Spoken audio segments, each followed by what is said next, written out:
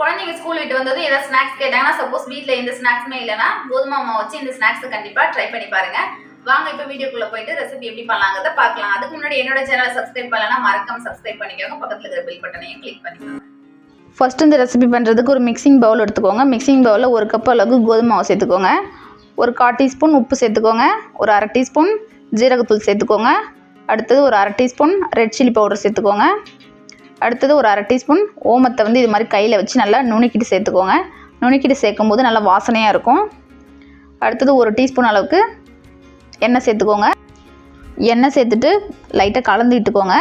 இப்போ கொஞ்சம் கொஞ்சமாக தண்ணி சேர்த்து நல்ல ஒரு சப்பாத்தி மாவு பதத்துக்கு பிசைஞ்சு எடுத்துக்கோங்க. தண்ணி ஒரேடியே சேர்த்துடக்கூடாது, கொஞ்சம் கொஞ்சமாக தான் சேர்க்கணும். இப்போ மாவு ரெடி ஆயிடுச்சு. இப்போ நம்ம சப்பாத்திக்கு உருட்டோம் இல்லையா, அந்த மாதிரி சின்ன சின்ன உருண்டையாக உருண்டி எடுத்துக்கோங்க.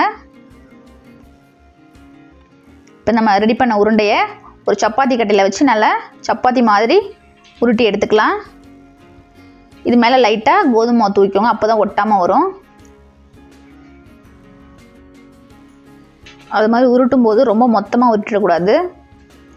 உருட்டினதுக்கப்புறம் ஒரு ஸ்போக் ஸ்பூன் வச்சு நல்லா மேலே ஹோல் போட்டுக்கோங்க.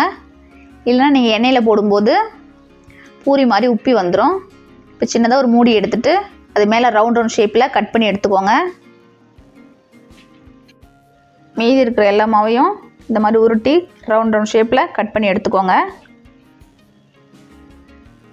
இப்போ எல்லா மாவையும் உருட்டி கட் பண்ணி எடுத்தாச்சு. இப்போ அதில் ஓரம் இருக்கட்டும். அடுப்பில் கடாய் வச்சுருக்கேன். அதில் பொரிக்கிறதுக்கு தேவையான அளவுக்கு எண்ணெய் சேர்த்துக்கலாம். எண்ணெய் நல்லா சூடானதுக்கப்புறம் அடுப்பை சிம்மில் வச்சுட்டு நம்ம ரெடி பண்ணி வச்சுருக்கிற அடையை ஒன்று ஒன்றா சேர்த்துருங்க. இப்போ நல்லா கோல்டன் ப்ரௌன் வர வரைக்கும் திருப்பி விட்டுக்கோங்க. இந்த ரெசிபியை 10-15 நிமிஷத்தில் ஈஸியாக செஞ்சு முடிச்சிடலாம். கண்டிப்பாக ட்ரை பண்ணி பாருங்கள். அவ்வளோதாங்க, சூப்பரான அடை நமக்கு ரெடி ஆகிடுச்சு. இந்த ரெசிபி வீடியோ உங்களுக்கு பிடிச்சிருந்துச்சுன்னா மறக்காமல் லைக் பண்ணுங்கள். உங்கள் ஃப்ரெண்ட்ஸ் அண்ட் ஃபேமிலிக்கும் நிறைய ஷேர் பண்ணுங்கள். இதுக்கு முன்னாடி போட்ட வீடியோ எல்லாமே கீழே ப்ளேலிஸ்ட்டில் இருக்குது, வேணும்னா மறக்காமல் செக் பண்ணி பாருங்கள்.